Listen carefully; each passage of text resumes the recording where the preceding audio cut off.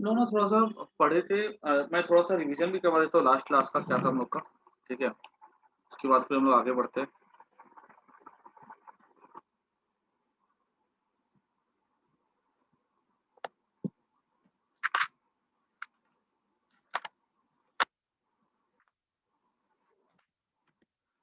हम लोगों ने ना देखो ड्रिफ्ट वेलोसिटी को पढ़ लिया था, आई इक्वल्स टू एन हो गया था हमारा। ठीक है, फिर ओम्स लॉ मैंने बताया था। ठीक है, ओम्स लॉ में मैंने क्या बताया था कि रेजिस्टिविटी होता है वो हार्डकोर प्रॉपर्टी होता है मटेरियल का। ठीक है, फिर मैंने बताया था कि रेजिस्टिविटी का मैंने फॉर्मूला बताया था M by N E square tau. ठीक है, फिर याद रखना देखो ओम्स लॉ एग्जाम में लिखने के लिए तो आता नहीं है, वो क्लास 10th में ही आता है।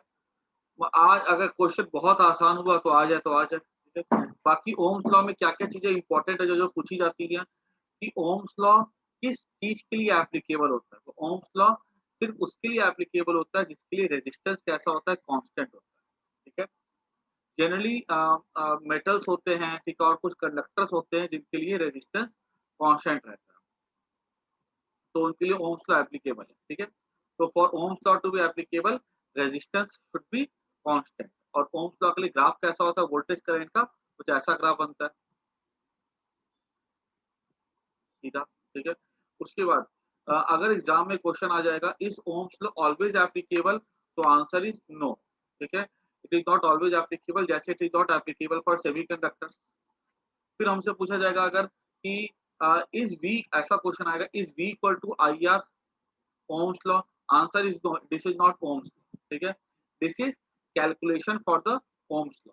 ठीक है, अच्छा, ओम्स लॉ एप्लीकेबल होने के लिए ठीक है, पूछा जाएगा कि जो ओमिक कंडक्टर्स होते हैं जो ओम्स लॉ को ओबे करते हैं उनके लिए आर कैसा होता है, तो हम लिख के आएंगे आर उनके लिए कांस्टेंट होता है। अब बोला जाएगा मान लो कोई कंडक्टर है जो कि नॉन ओमिक है। ठीक है, नॉन ओमिक का मतलब उसके लिए रेजिस्टेंस कैसा होगा, तो हम लिख के आएंगे उसके लिए रेजिस्टेंस वेरिएबल होगा। ठीक है, is v equal to I R always applicable, yes v equal to I R is always applicable. ठीक है, हमेशा एप्लीकेबल होता है, याद रखना इस चीज को, v equal to I R is always applicable. बस अगर ये ओमिक कंडक्टर होता है तो r कांस्टेंट होता है, तो भी हम ये फॉर्मूला यूज कर सकते हैं। अगर मान लो ये नॉन ओमिक कंडक्टर है तो वहां पे r जो होगा अलग अलग वोल्टेज करंट के लिए r अलग अलग होगा, लेकिन तो भी हम ये फॉर्मूले को यूज कर सकते हैं, याद रखना। ठीक है, तो इसको कॉपी में लिख लो, v equal to I R is always applicable। ठीक है, if conductor is ohmic then R is constant। Formula तब भी एप्लीकेबल है, if conductor is non ohmic then R is variable। ठीक है, बट फॉर्मूला हमेशा एप्लीकेबल है। उसके बाद फिर मैंने कुछ कुछ बातें देखो एग्जाम में क्या क्वेश्चंस आते हैं, ग्राफ बने होंगे। ठीक है, पूछा जाएगा कि बताओ ये ग्राफ में ऐसे करके बना देगा। ठीक है, इस तरह से, इस तरह से, फिर ऐसे करके चला जाएगा। ठीक है, बताओ यहाँ पे ये स्ट्रेट लाइन होगा, बताओ यहाँ पे ओम्स लॉ कहाँ पे, जहाँ पे स्ट्रेट लाइन वहाँ पे ओम्स लॉ है। पूछा जाएगा नेगेटिव रेजिस्टेंस कहाँ पे है, जहाँ पे हम देखते हैं कि वोल्टेज बढ़ाने से वोल्टेज बढ़ रहा है, यहाँ करंट बढ़ रहा है। ठीक है, तो अगर हमने वोल्टेज को बढ़ाया और करंट यहाँ पे कम हो रहा है, ठीक है, तो रेजिस्टेंस क्या होता है, डेल्टा वी बाई डेल्टा आई होता है। ठीक है, तो अगर डेल्टा वी बाई डेल्टा आई अगर हो जाएगा तो आपके आई तो कम हो रहा है ना, आई की डेल्टा आई की वैल्यू नेगेटिव हो जाएगी, तो रेजिस्टेंस यहाँ पे कैसा हो जाएगा, नेगेटिव हो जाएगा। ठीक है, तो ऐसे हमारे सामने ग्राफ होंगे और हमसे पूछा जाएगा कि बताओ कहाँ पे रेजिस्टेंस पॉजिटिव है, कहाँ पे रेजिस्टेंस नेगेटिव है, कहाँ पर ओम्स लॉ एप्लीकेबल है। ठीक है, वो सब हमको आना चाहिए अच्छे से। आगे बढ़ते हम लोग। ठीक है, क्योंकि ग्राफ वाले क्वेश्चन जो है ना बहुत रिपीट किए हुए हैं बोर्ड एग्जाम में, ठीक है, इसलिए अच्छे से करना। अब हम पढ़ने जा रहे हैं, नेक्स्ट टॉपिक है हमारा graph of resistivity versus temperature. ठीक है, rho for resistivity versus temperature.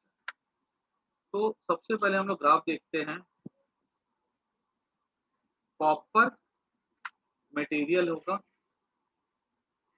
ठीक है, ये रेजिस्टिविटी है, और यहाँ पे मैंने लिख दिया टेम्परेचर।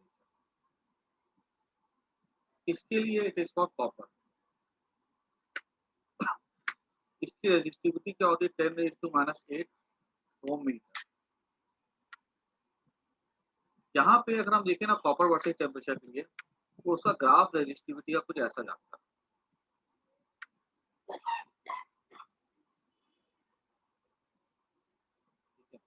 लगभग 100 केल्विन के बाद जो ग्राफ होता है ना, ये ऑलमोस्ट स्ट्रेट लाइन बन जाता है। देखो यहाँ, ठीक है, यहाँ तक क्या होता है, कर्व होता है 100 केल्विन तक। देखो जब स्ट्रेट लाइन हो रहा है, मतलब ये होता है कि वहां पे रेजिस्टिविटी जो है टेम्परेचर के साथ लीनियरली बढ़ेगी। टेम्परेचर 2 बढ़ेगा, रेजिस्टिविटी 2 बढ़ेगी, टेम्परेचर 4 बढ़ेगा, रेजिस्टिविटी 4 बढ़ेगी। जब तक कर्व होता है तब तक वहां पे लीनियर रिलेशन नहीं होता है। वो स्क्वायर का हो सकता है, 1/स्क्वायर का, क्यूब का, कुछ भी हो सकता है, लेकिन वो लीनियर नहीं होता। ठीक है, तो यहाँ पे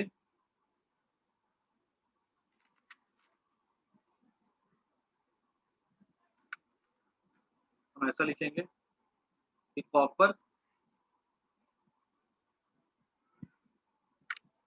रीजन अगर पूछा जाएगा कि ऐसा ग्राफ क्यों होता है, तो हमको पता है कि n इज नॉट अफेक्टेड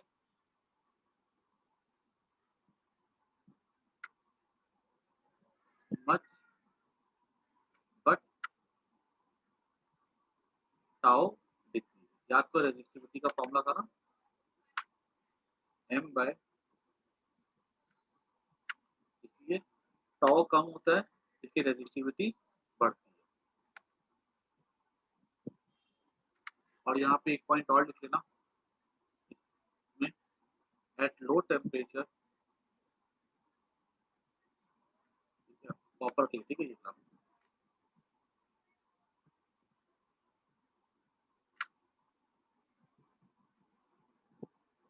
और eight low temperature resistivity does not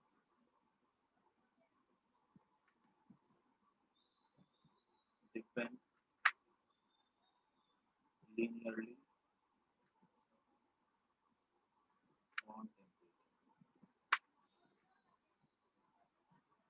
ठीक है, एक लगभग 100 केल्विन के बाद वो फिर टेम्परेचर के साथ बढ़ता है।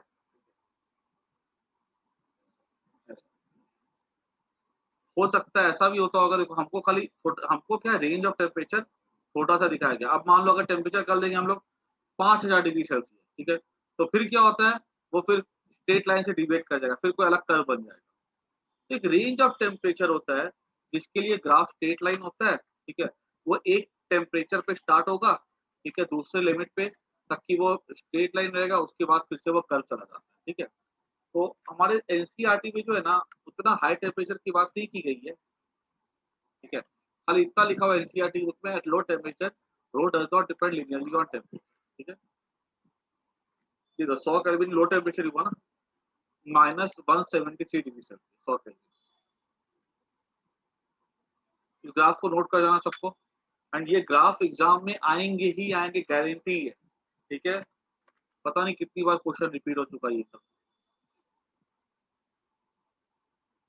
प्रीवियस ईयर के बैंक खोल के देखोगे ना, पता नहीं क्या कहते हैं, 5 या 6 बार ऐसे क्वेश्चन मिलेंगे।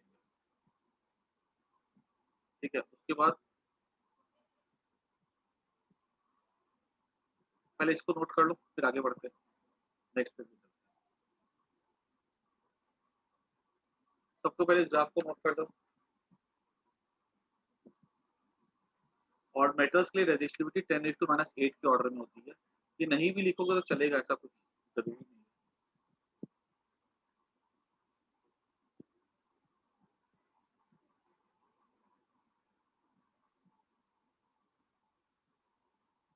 तीन ग्राफ हमने पहले पढ़ के रखे थे, वोल्टेज और करंट का। ठीक है, और तीन ग्राफ हम लोग आज पढ़ेंगे, ये होगा रेजिस्टिविटी और टेम्परेचर।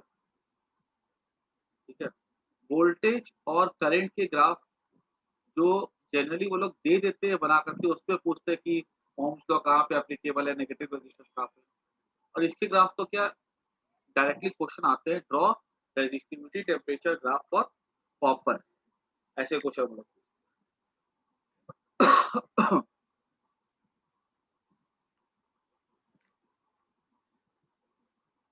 आगे बढ़े।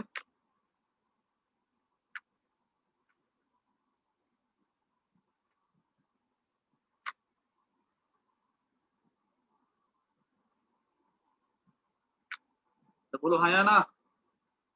हाँ सर। अभी आगे देखो, सेकेंड ग्राफ होगा हमारा सेमीकंडक्टर का रेजिस्टिविटी टेम्परेचर ग्राफ।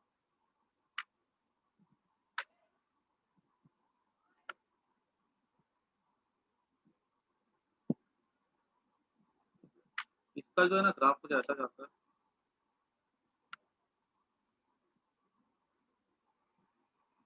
टेम्परेचर के साथ क्या होती है, रेजिस्टिविटी कम होती चली जाती है। देखो पहले टेम्परेचर कम है, रेजिस्टिविटी ज्यादा है। ग्राफ में कोई लीनियर रिलेशनशिप नहीं है।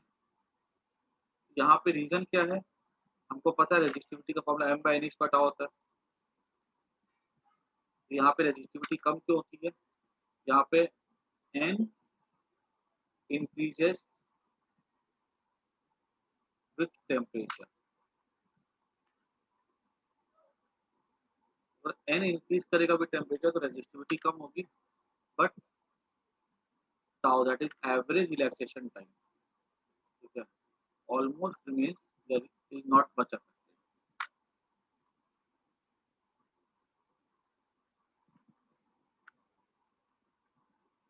इसको नोट कर लो, ठीक है।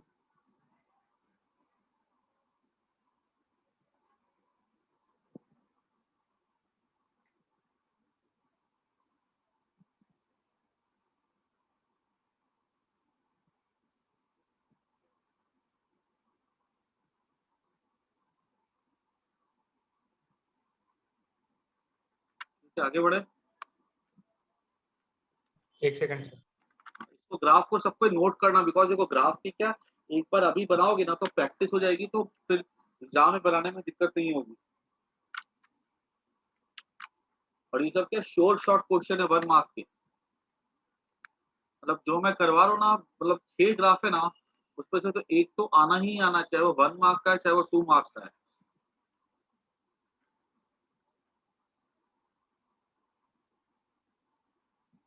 हो गया सर। आगे बढ़ते हैं। थर्ड होगा हमारा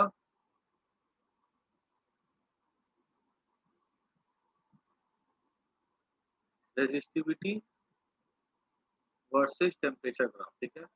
ये हमारा है किसके लिए, एलॉयज के लिए, ठीक है। एलॉयज में सारे एलॉयज तो नहीं आते हैं, ठीक है। इसमें मेन आ जाता है नाइक्रोम, कॉन्स्टेंटन और मैंगनीज। और यही 3 सबसे इंपॉर्टेंट एलॉयज होते हैं हमारे फिजिक्स लैब की, जो इलेक्ट्रिसिटी वाले जो बनते हैं ना, तार जो बनाई जाती है, जनरली इस पे से बनाई जाती है, ठीक है। कॉपर की भी होती है, लेकिन कहीं पे क्या यूज होता है उसके अकॉर्डिंग होता है, तो हम लोग बात करते हैं। अब देखो अगर रेजिस्टिविटी वर्सेस टेम्परेचर की बात की जाए ना, तो इनका जो ग्राफ होता है ना, ये कुछ ऐसा जाता है। अगर एग्जाम में ड्रॉ करना हो ना, तो अपने पास वो रखना, प्रोटेक्टर रखना, ठीक है।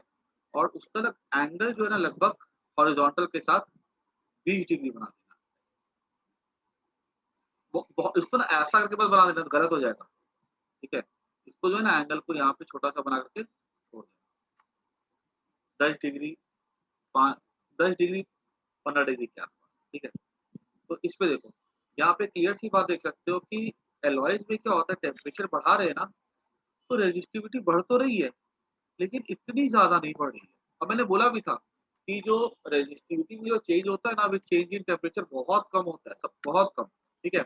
एक बार ना जिसके पास एनसीईआरटी की बुक नहीं है वो डाउनलोड कर लेना, और जिसके पास है वो क्या कहते हैं वो देखना, रेजिस्टिविटी वर्सेस टेम्परेचर का एनसीईआरटी में ना पूरा डेटा दिया गया, तो डेटा जब पढ़ोगे ना तो आपको अपने फील आएगी, ठीक है? 2 मिनट उसको डेटा को देखना तो अच्छे से फील आएगी कि रेजिस्टिविटी जो होती है, किस तरह से किसकी कितनी ज़्यादा होती है, किसकी कितनी चेंज होती है, सब लिखा है वहाँ पे, ठीक है? तो क्या कहते हैं ना, ये सब एलॉयज़ में क्या होता है, रेजिस्टिविटी उतनी चेंज नहीं होती है, ठीक है? चेंज बहुत कम होता है। तो टेम्परेचर पहले इतना था, हमने इतना कर दिया टेम्परेचर। तो रेजिस्टिविटी में कितना चेंज आया देखो, थोड़ा-सा चेंज आया बस, खाली इतना। यही अगर मेटल होता, तो मेटल में अगर हम देखते तो वो कुछ मतलब ऐसा जाता, ठीक है? मतलब एक पर्टिकुलर 100 केल्विन के बाद अगर देखते, तो उसका स्लोप बहुत ज़्यादा होता। तो इसमें यहाँ से यहाँ चेंज होता, मेटल में इतना बदलता। तो एलॉयज़ में रेजिस्टिविटी में ज़्यादा चेंज नहीं आता। ठीक है? ये एग्ज़ाम में ड्रॉ कर देना ग्राफ, ठीक है? एग्ज़ाम में क्वेश्चन आएगा तो। इसमें यहाँ पे क्या ले सकते हैं, हियर n मतलब number of electrons in a unit volume and tau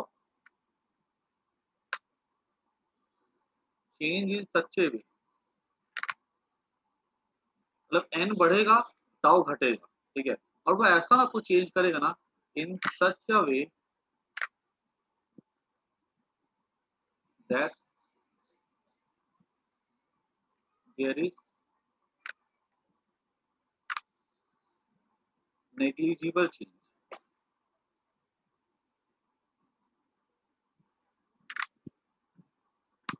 in in resistivity, ठीक है? तो हमको पता है, हम n स्क्वायर टाउ होता है ना, n स्क्वायर टाउ। तो हम यहाँ पे क्या बोलेंगे कि जो टाउ होगा, अगर वो क्या कहते हैं, बढ़ेगा, ठीक है? तो जो n जो होगा, n बढ़ेगा और टाउ जो होगा घटेगा। जितना से टाउ कम होगा उतने से n बढ़ेगा। इन सच ए वे की वैल्यू कैसी रहती है, ऑलमोस्ट कांस्टेंट रहती है, इसलिए हमको ऐसा ग्राफ मिलता है। और इसका मेन कहाँ पे होता है देखो, हम लोग क्या करते हैं लैब में ना, स्टैंडर्ड रजिस्टर बना करके रखते हैं। मतलब जब हम लोग अभी जब स्कूल में जब करवाया जाएगा मीटर ब्रिज का एक्सपेरिमेंट, वहाँ पे बताया जाता है कि हम लोग को एक एक्सपेरिमेंट होता है जो क्या कहते हैं, बोर्ड में आता ही आता है, ठीक है? आईआईसी बोर्ड में तो गारंटीड आता है, ठीक है?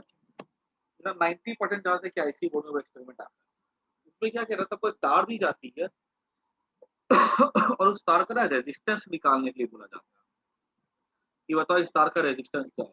तो ऐसे नहीं कि एक्सपेरिमेंट में हमें कोई भी तार दे दी जाती है, तो वो तार जो हमको दी जाती है ना, वो इसकी होती है, कांस्टेंटन की होती है जनरली, या माइक्रो या नाइक्रोम या मैंगनीज की होती है, ठीक है? क्यों? बिकॉज़ मान लो अगर हम एक्सपेरिमेंट करेंगे, अभी मान लो हम एक्सपेरिमेंट कर रहे हैं, आधे घंटे से करंट जा रही है वायर में, वायर गर्म हो जाएगी, तो पहले हमको रेजिस्टेंस 2 दिखाएगा, हमने दूसरी रीडिंग ली तो 2.5 दिखाएगा, तीसरी रीडिंग लेंगे 3 दिखाएगा।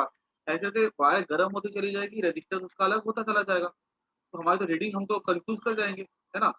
तो हमें ऐसी वायर चाहिए जिसका रेजिस्टेंस हीट करने पे चेंज ना करे, तो हम ये इसमें से कांस्टेंटन या मैंगनीज यूज़ कर लेते हैं, ठीक है? या नाइक्रोम भी, नाइक्रोम कम होता है यूज़, ये सब ज़्यादा होता है, ठीक है? तो इसके लिए हम क्या लिख सकते हैं, यहाँ पे पॉइंट क्या लिख सकते हैं, ठीक है? वी यूज़ एलॉयज़ के बारे में लिख सकता हूँ मैं। We use it as bound resistor, bound standard resistor, ठीक है? As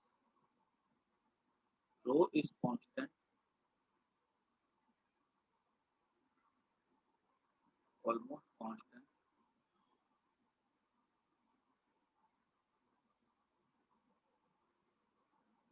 with change in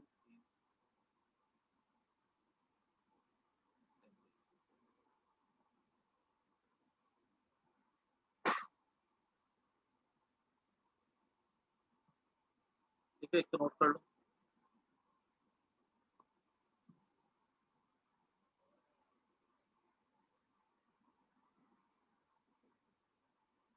bound मतलब क्या होता है, ऐसे क्या होता है, कितनी बार हम लोग ऐसे करके ना अ, ऐसे वायर को कॉइल कर देते हैं, ठीक है?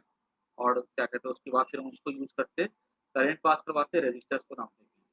तो उसका मीटर बीट का जो एक्सपेरिमेंट होता है वो हम लोग देखेंगे आगे जाकर के, लेकिन वहाँ जो मटेरियल यूज़ होता है ना, रेजिस्टेंस स्टैंडर्ड रेजिस्टेंस का जिसका नापा जाता है, वो इनमें से कुछ है।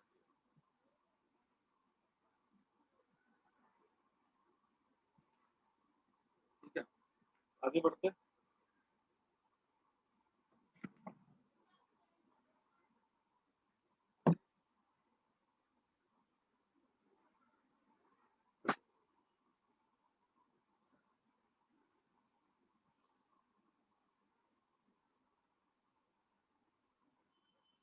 नेक्स्ट टॉपिक है हमारा, ठीक है, ये सब सबके सब हो गए। ठीक है, अभी हम थोड़ा पढ़ते हैं कि जो रेजिस्टेंस होता है, आपको ये पता है कि जो रेजिस्टेंस होता है वो टेम्परेचर के साथ चेंज होता है, लेकिन उसका जो एग्जैक्ट रिलेशन होगा टेम्परेचर के साथ वो क्या होगा, जरा देखते हैं। तो टेम्परेचर इफेक्ट ऑन रेजिस्टेंस,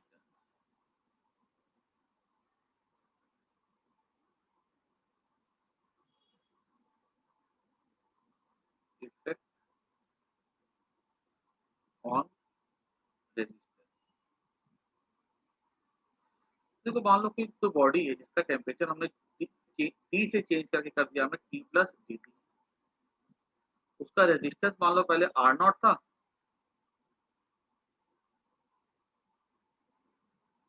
हाँ 3 ही ग्राफ है उसमें, 3 ग्राफ रेजिस्टिविटी टेम्परेचर के और 3 ग्राफ है हमारे रेजिस्टेंस और करंट और वोल्टेज के। ठीक है, और ये जो 3 ग्राफ मैंने अभी ड्रॉ किए ना, वो ग्राफ ड्रॉ करने आते हैं।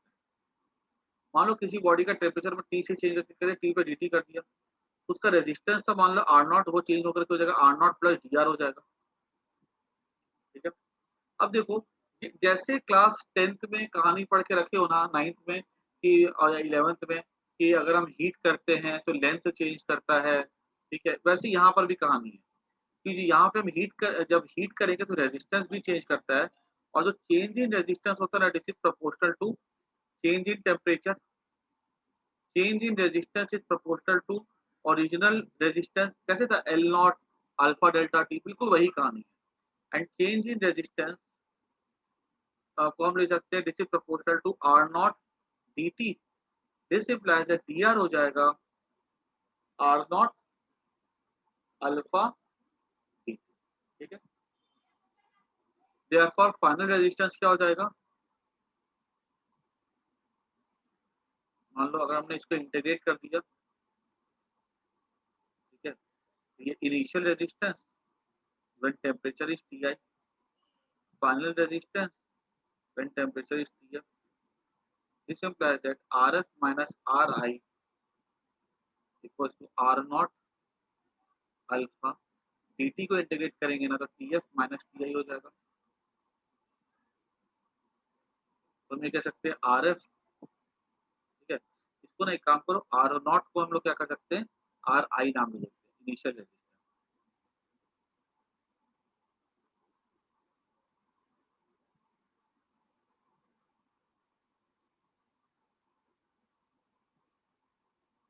तो R F equal to R I को इधर भेज दो plus R I alpha delta, this implies that R F क्या हो जाएगा, R I 1 plus alpha delta, this is the expression for final.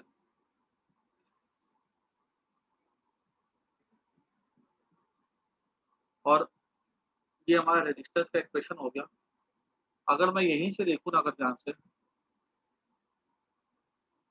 तो आर एफ को मैं क्या ले सकता हूँ, rho F L by A equal to rho I L by A 1 plus alpha delta T, A cut जाएगा, L L cut जाएगा, rho F हो जाएगा rho I 1 plus alpha delta T.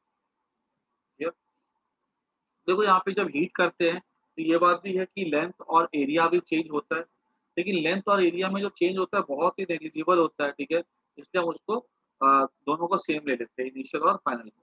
ठीक है ना, इसलिए यहाँ पे देखो तरीके से देखा जाए तो फाइनल रेजिस्टेंस में एल एफ और एरिया एफ आना चाहिए, एल आई और एरिया आई होना चाहिए, क्योंकि वो थोड़ा तो चेंज करेगा ना लेंथ और एरिया भी।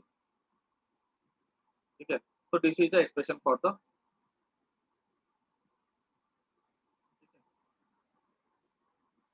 तो यहाँ पे देख सकते हो कि इसके पता है जो फॉर्मूला मैंने किया है ना, ठीक है, ये प्योर बोर्ड लेवल के लिए, ठीक है, प्योर बोर्ड लेवल के लिए।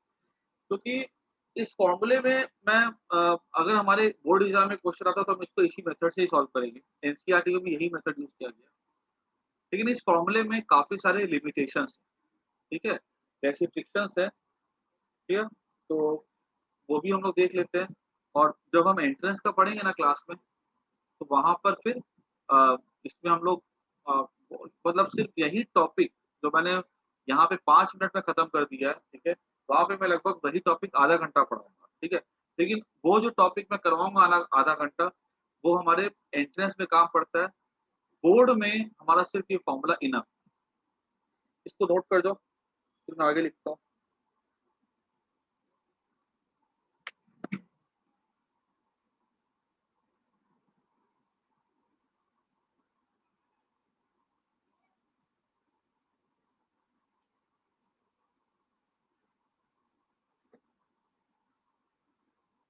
तो फटाफट लिखो, मैं 1 मिनट में आया।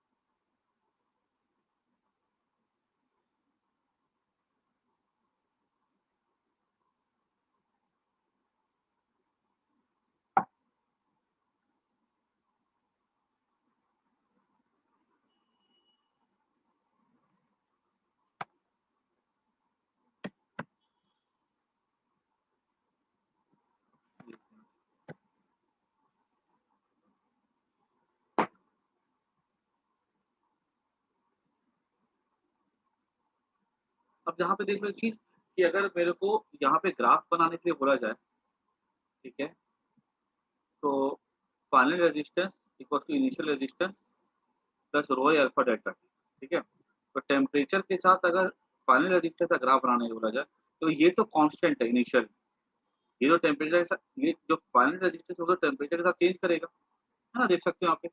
तो rho equal to rho I plus rho I alpha delta T, ये तो हमारा हो गया वाई, ये हमारा हो गया कांस्टेंट सी, ये हमारा हो जाएगा एम एक्स, ये एम हो जाएगा और ये एक्स हो जाएगा। तो देख सकते हो ये ग्राफ कैसा बन रहा है, स्ट्रेट लाइन बनेगा ना, ठीक है। तो ये जो है ना, ठीक है, ये कौन सा रिलेशनशिप होता है, वायलेंट रेजिस्टेंस और टेम्परेचर का लीनियर रिलेशनशिप। अभी मैं आगे में लिख देता हूँ, rho F equals to rho I plus 1 plus alpha delta T, this equation is valid only if पहला alpha is constant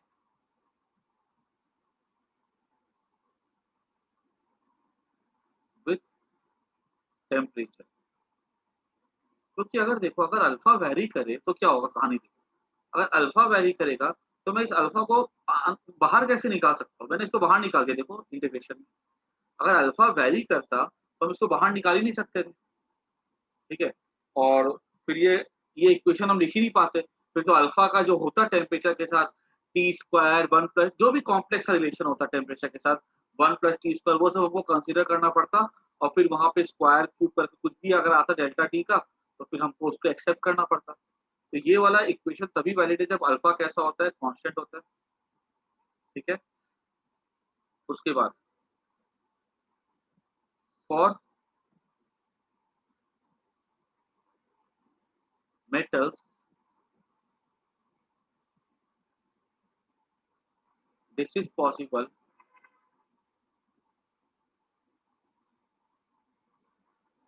for limited range of temperature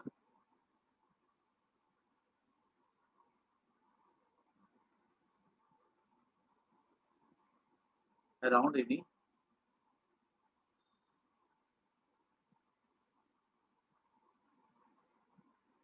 reference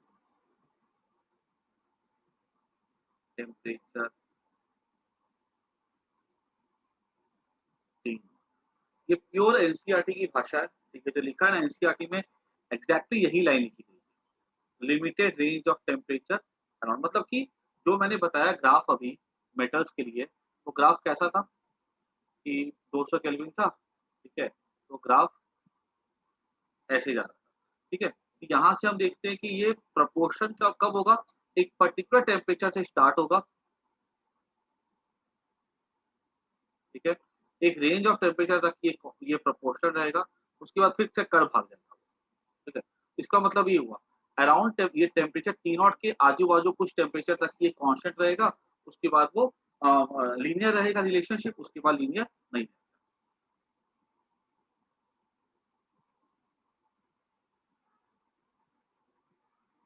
उसके बाद ठीक है, दूसरी बात alpha this is possible for conductors या this equal ठीक है, सब्सटेंस इज कंडक्टर,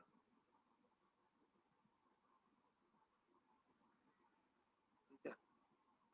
ये क्या कहते हैं, सेमीकंडक्टर के लिए ये इक्वेशन वैलिड नहीं है, तो दिखता ही है ऐसा कर्व जाता है, तो लीनियर मतलब ये तो लीनियर का होता है, ये क्या अनाप शनाप सा कर्व जाता है इसका, ठीक है। सब्सटेंस इज कंडक्टर और एलॉय, एलॉय के लिए भी चल जाता है ये, है ना। एलॉय के लिए भी देखा जाए तो रिलेशनशिप कुछ इस तरह से होता है।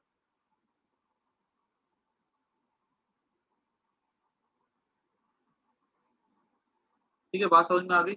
और ये क्या कहलाता है, ये कहलाता है अल्फा को हम लोग क्या बोलते हैं यहाँ पे, एक चीज यहाँ पे भी लिखे ना, ठीक है। यहाँ पे मैंने अल्फा वर्ड यूज किया ना यहाँ पे, ठीक है। अल्फा क्या होता है, alpha is coefficient of resistivity, मैं यहाँ पे लिख देता हूँ।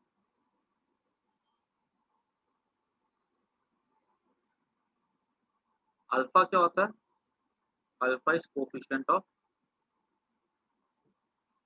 रेजिस्टिविटी।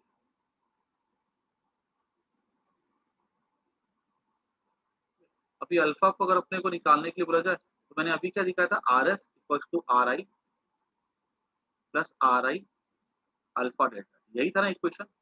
तो R F minus R I equal by, ये नीचे में आर आई को भेज दो by delta T equal to alpha, ठीक है। तो अल्फा का यूनिट क्या हो जाएगा, ये ओम, ये भी ओम, तो ओम माइनस ओम तो ओम ही बचेगा, बाय ओम, तो ओम कट जाएगा, तो kelvin raise to minus one, ठीक है। अब अगर मान लो पूछा जाएगा कि अल्फा को डिफाइन करो, ऐसे डेफिनेशन आती नहीं है, तो हमारे पास मान लो कोई वायर है जिसकी रेजिस्टेंस यूनिटी है, ठीक है। तो रेजिस्टेंस 1 है, उसका टेम्परेचर हमने यूनिट से बढ़ाया, तो जो चेंज इन रेजिस्टेंस होगा वही तो अल्फा हो जाएगा ना। देखो कभी भी डेफिनेशन बनाई जाती है ना, जो भी जिसको तुमको जिसकी डेफिनेशन लिखनी है उसको सब्जेक्ट बना दो, और राइट साइड में पूरी चीज को एनालाइज करो, और डिनोमिनेटर को क्या कर दो, हमेशा 1 कर दो। जो ऊपर वाला पार्ट होगा वही किस चीज के इक्वल हो जाएगा, आरएचएस के इक्वल होगा ना। तो मेरे को कुछ याद करने की जरूरत नहीं है, मैं सीधे लिख सकता हूँ, ठीक है। What is coefficient of resistivity for a material of unit resistance, ठीक है, whose temperature is changed by unity, then change in its resistance is called as the coefficient of resistance। खत्म बात, ठीक है।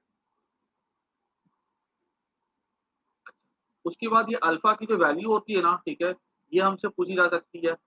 अल्फा की जो वैल्यू होती है वो पॉजिटिव होती है फॉर कंडक्टर्स, क्योंकि उसकी रेजिस्टिविटी क्या होती है, बढ़ती है टेम्परेचर के साथ। अल्फा की जो वैल्यू होती है वो नेगेटिव होती है फॉर सेमीकंडक्टर्स,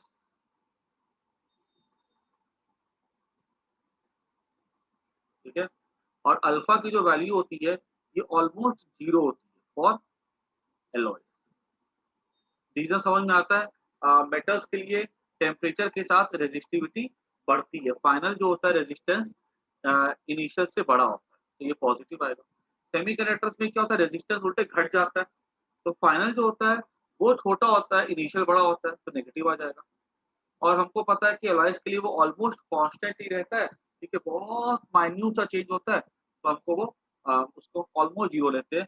अगर एनसीईआरटी फॉलो करो तो वहाँ पे लिखा है उसकी वैल्यू 0.00004, ठीक है, और वो वैल्यू बहुत छोटी है इन कंपैरिजन टू मेटल्स, ठीक है, या किसी और से चीज देखो अगर एलॉयज के लिए देखते हैं,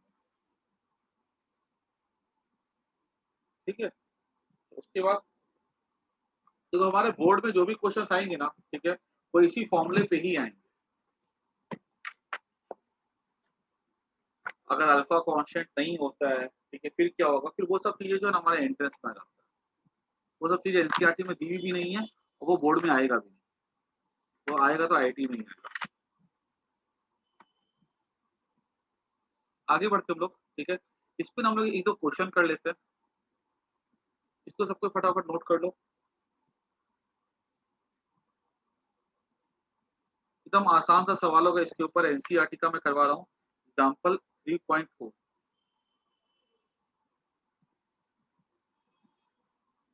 ये हो गया लिखा हुआ सबका ना? सर हो गया। हाँ सर।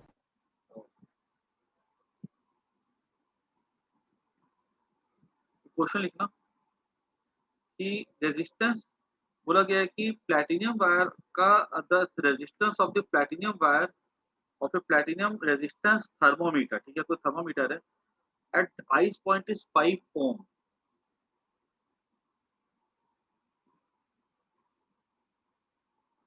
मतलब रेजिस्टेंस एट 0 डिग्री सेल्सियस कितना है इसका, 5 ohm, and at the steam point मतलब 100 डिग्री सेल्सियस कितना रेजिस्टेंस है, 5.23 ओम। ये पता है क्वेश्चन में थोड़ा सा एरर है, ये क्वेश्चन में इन लोगों ने डेटा लिखा 5.39 ओम, लेकिन सोल्यूशन में इन लोगों ने लिया 5.23, ठीक है। तो इस क्वेश्चन में बोला गया है कि पहला क्वेश्चन है फाइंड, मैं ना क्वेश्चन को थोड़ा मॉडिफाई कर रहा हूँ इजी करने के लिए, find coefficient of resistivity,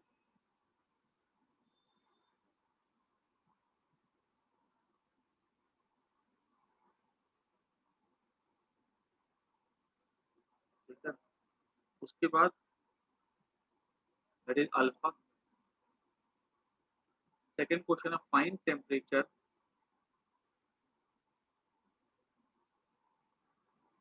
when resistance become 5 point. तो ये क्या है, रेजिस्टेंस है 0 डिग्री सेल्सियस, ये रेजिस्टेंस कब है, 100 डिग्री सेल्सियस। फटाफट जरा खुद से ट्राई कर लो तो, 5.23 R equal to R naught to 1 plus alpha delta T, delta T को पता नहीं, 100 लेंगे, तो जरा ट्राई करो खुद से,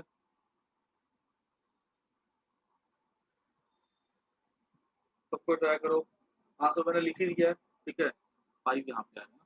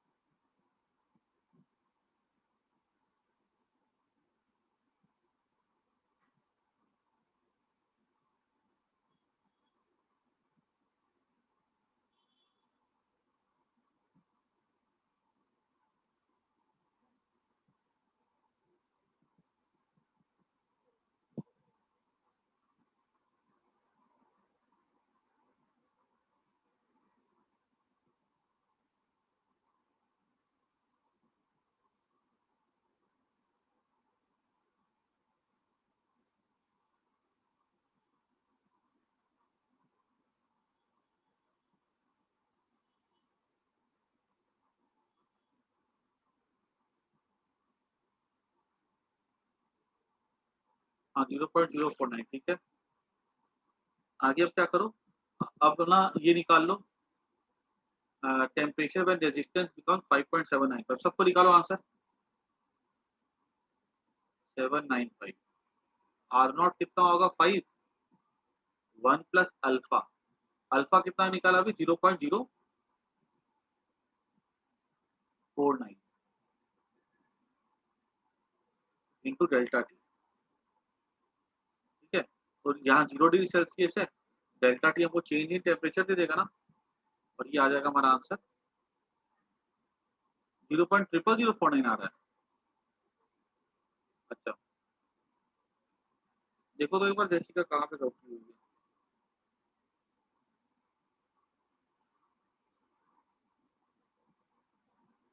सर 0.049 ही आ रहा है। एक मिनट रुको, मैं जरा देखूं। सर 0.046। हाँ सर 4.6 है। 4.6 आ रहा है, 5.23 divided by 5, 1.06 minus 1, 0.046 plus alpha into 100, alpha क्या हो जाएगा 0.0030 हो जाएगा ना, 46, ठीक है। अभी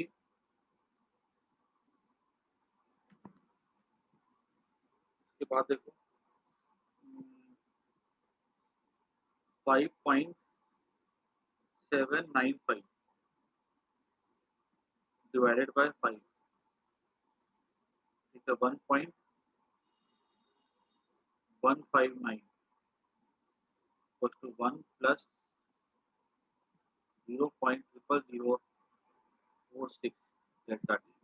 ये ना यहाँ पे मुझे लगता है ना डिवाइड नहीं किया गया होगा जैसे का, अभी इसको लिख सकते हैं 0.159 इक्वल टू 0.000, ठीक है, तो डिवाइडेड बाय 0.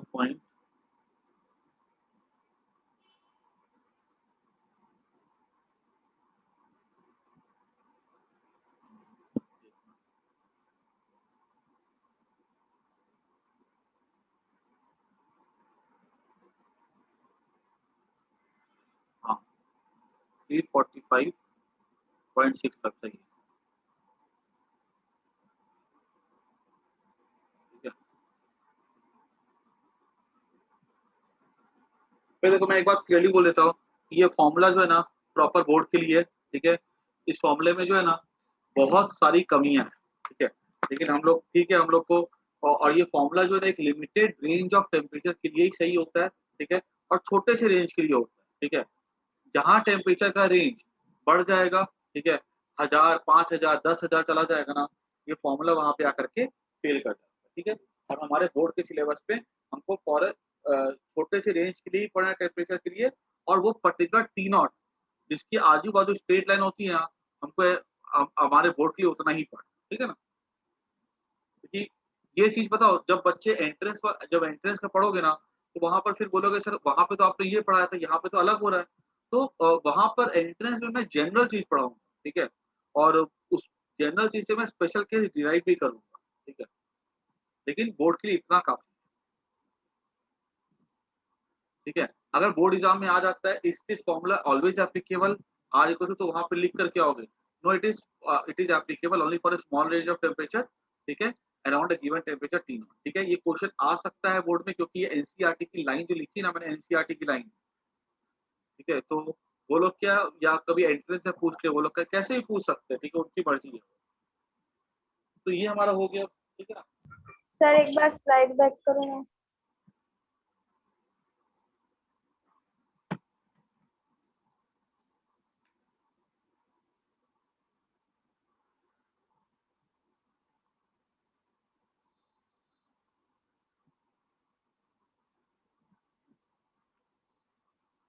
हो गया, हाँ सर। चलो ये टॉपिक हमारा हो गया। तो हमने देखो ये क्या थोड़ा थ्योरेटिकल टॉपिक है, ठीक है, थोड़ा मतलब रेजिस्टिविटी ग्राफ ये सब है। तो अब हम लोग आगे बढ़ते हैं। कलर कोडिंग पे। हालांकि देखो ये स्कूल एग्जाम में तो आएगा ये टॉपिक, ठीक है। पिछली बार हमारे सिलेबस में नहीं था ये, ठीक है। कोविड की वजह से इसको हटा दिया गया था, कुछ कुछ टॉपिक हटे थे, उसमें ये भी एक था। लेकिन इस बार हटे नहीं हटे कोई गारंटी नहीं है, ठीक है। तो हम लोग उसको अच्छा अच्छा पढ़ ही लेते हैं। वैसे भी जब स्कूल एग्जाम होगी ना तो ये टॉपिक रहेगा ही रहेगा, गारंटी, ठीक है। और इस पे से 2 मार्क का क्वेश्चन आता ही आता है, ठीक है। जब तक कि ये सिलेबस पे था ना, ठीक है, खाली पिछले साल हटा था कोविड की वजह से, वैसे ये हटता नहीं। और इससे हर साल जो है ना 2 मार्क का 1 मार्क का क्वेश्चन आता ही आता है, ठीक है। जनरली 1 मार्क के 2 मार्क का ही रहता है, ठीक है। क्योंकि टॉपिक ऐसे कोई बहुत बड़ा टॉपिक नहीं है। देखो, कमर्शियल हमें बताता हूँ सबसे पहली चीज कि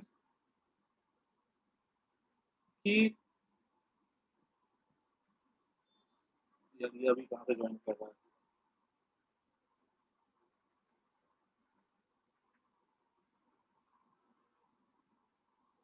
हित हित यस सर। Yes sir. हाँ हित, एक काम करो ना, तुम 8 बजे ज्वाइन करना ना, अभी 12th की क्लास चल रही है। 8 बजे ज्वाइन करना, ठीक है। अभी 10 मिनट बाकी है। हाँ सर। तो कलर कोडिंग में क्या होता है, देखो एक्चुअली क्या होता है, मैंने बताया ना, जो हमारे जो एलॉयज होते हैं ना, नाइक्रोम, मैंगनीज और कॉन्स्टेंटन, ठीक है, इनको हम यूज करते हैं स्टैंडर्ड रेजिस्टर बनाने के लिए, क्योंकि इनकी जो रेजिस्टिविटी होती है टेम्परेचर के साथ ही चेंज करती है। लेकिन पता है इन 3 एलॉय में एक कमी होती है, ठीक है। वो कमी क्या है कि इनकी जो रेजिस्टिविटी होती है ना, बहुत ज्यादा नहीं होती, ठीक है। इनकी रेजिस्टिविटी जैसे अगर चेक करोगे ना, तो इनकी रेजिस्टिविटी होती है, मैंगनीज की अगर रेजिस्टिविटी देखो ना, अगर एनसीईआरटी की बुक में, तो कितनी है, 48 इंटू 10⁻⁸ ओम पर मीटर है, ठीक है। तो इसकी रेजिस्टिविटी काफी कम है।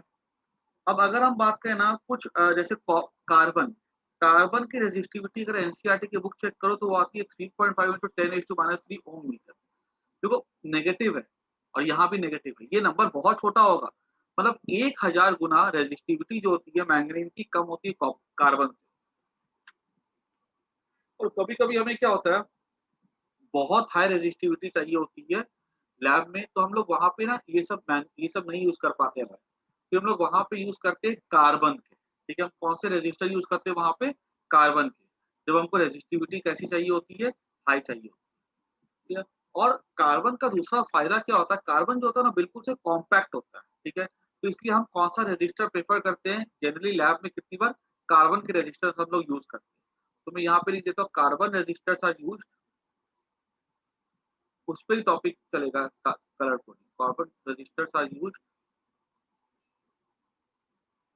2 कारण है। पहला, दे हैव हाई रेजिस्टिविटी,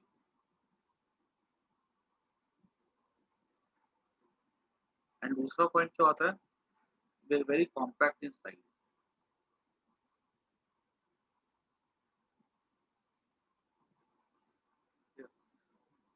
अब ये जो कार्बन के रेजिस्टर्स होते हैं बहुत छोटे होते हैं, ठीक है, तो बहुत छोटे होते हैं, ठीक है। तो अब सोचो छोटे से रजिस्टर है, अगर हम लोग उनको यूज करते हैं तो उस पे रेजिस्टेंस लिखना पॉसिबल ही नहीं है। और लिख लिख लिख मान लो हमने लिख भी दिया तो उसको देखना पॉसिबल नहीं है, ठीक है। तो इसके लिए क्या किया जाता है, हम लोग उसको, उसका रेजिस्टेंस क्या होता है, उसके हम लोग कलर कोडिंग यूज करते हैं। कलर कोडिंग में क्या होता है, वहाँ पे ना कलर, थोड़ा सा जो कंपनी बनाती है ना रजिस्टर को, वहाँ पे वो ना थोड़े कलर, उस पे कलर के रिंग्स बना देती है, ठीक है। और वो कलर के रिंग को देखना पॉसिबल है, कोई दिक्कत नहीं होती है उसमें। तो वहाँ पे ना 4 कलर यूज होते हैं, ठीक है। याद रखना, colour coding is use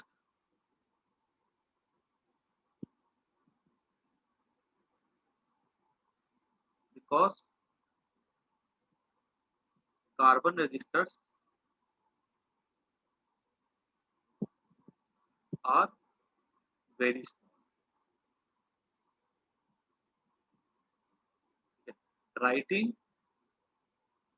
value of resistance on it is very difficult, ठीक है। अब वो कैसे कलर होते हैं जब उसके हम बात करते हैं, ठीक है। इतना फटाफट नोट कर लो फिर आगे बढ़ते हैं।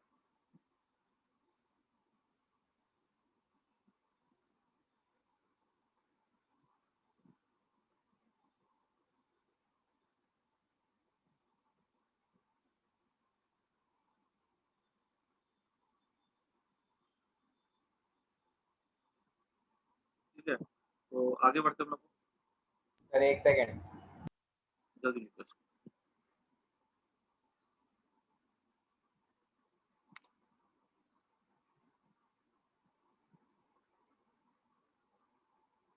हो गया सर। सर एक सेकंड। सर आपने सैटरडे को बोर्ड की क्लास ली थी, वो सीबीएसई में नहीं है क्या टॉपिक? कौन सा वाला? सैटरडे को ली थी ना एक। नहीं नहीं, सब सीबीएसई में। सर आपने हमें हमारे ग्रुप में मैसेज ही नहीं किया था।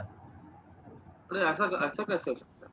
हाँ सर, हम लोग थे ही नहीं क्लास में। अरे यार, चलो कोई बात नहीं, मैं रिकॉर्डिंग भेज दूंगा, ठीक है, कोई डाउट होगा तो रिकॉर्डिंग देख के पूछ लेना एक बार। आज सर एक बार रिकॉर्डिंग भेज देना। ऐसा नहीं, देखो ऐसा कभी नहीं होगा, ठीक है, याद रखना कि ट्यूसडे, थर्सडे,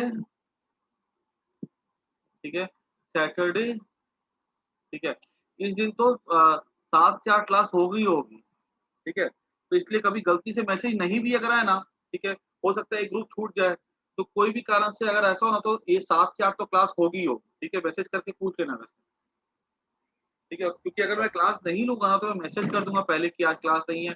वैसे तो कोई कारण हो, लाइव पावर ऑफ हो, कनेक्शन नहीं हो, तभी होता है ऐसा। नहीं तो 3 दिन तो क्लास होगी होगी, और संडे को 2:30, ठीक है।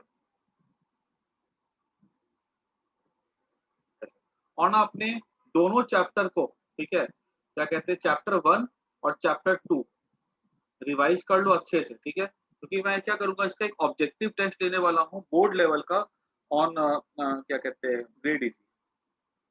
इजी क्वेश्चंस होंगे उसमें। 12 रखो, ठीक है, तो संडे को 12 बजे, ठीक है। और अभी ना मैं थोड़ा-सा क्या करूँगा, जैसे अभी स्कूल के एग्ज़ाम्स आ रहे हैं ना, तो कुछ क्लासेस 2 बजे भी होंगी, ठीक है।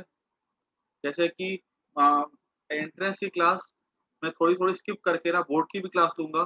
तो 2 बजे, जैसे मंडे को, ट्यूसडे को 2 बजे मैं लूँगा क्लास, तो उसके लिए भी मेंटली प्रिपेयर्ड रहना, ठीक है।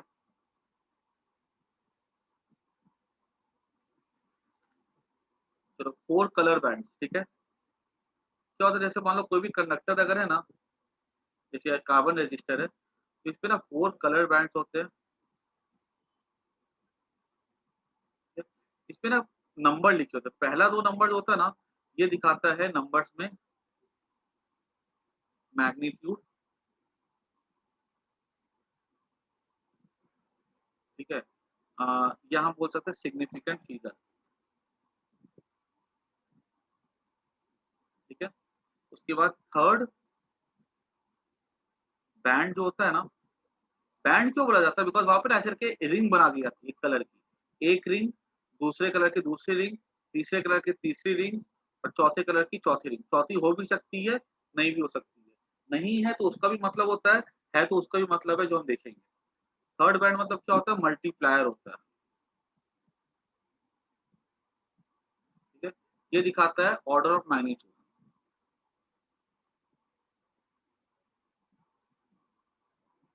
और फोर्थ बैंड जो होता है ना, वो हो जाता है टॉलरेंस। टॉलरेंस मतलब होता है कि कितना वेरिएशन हो सकता है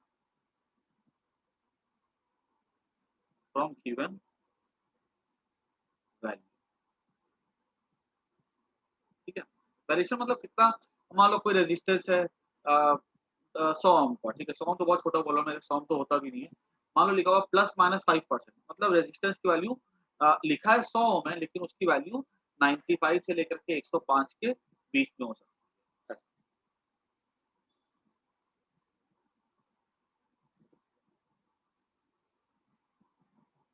शेप जनरली सिलेंड्रिकल होता है, ठीक है, छोटे छोटे सिलेंडर्स होते हैं वो,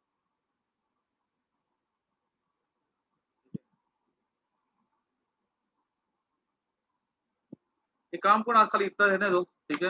मैं नेक्स्ट क्लास में ना इसके कलर्स और उसकी प्रैक्टिस करवा करके फिर आगे करवा, ठीक है। और जो भी मैंने पढ़ाया ना, ठीक है, ये सब, ये इलेक्ट्रिक करंट का ये वाला जो पार्ट है ना, रेजिस्टिविटी, ये थोड़ा क्या मतलब बोरिंग टाइप का है। आगे वाला पार्ट किरचॉफ लॉ वो सब बहुत इंटरेस्टिंग है, लेकिन जो पढ़ाया है इसमें से बोर्ड में काफी आते हैं, ठीक है। चलो मैं आज यही तक पढ़ाता हूँ, फिर नेक्स्ट क्लास में कंटिन्यू करूंगा, ठीक है। Bye sir. बाय।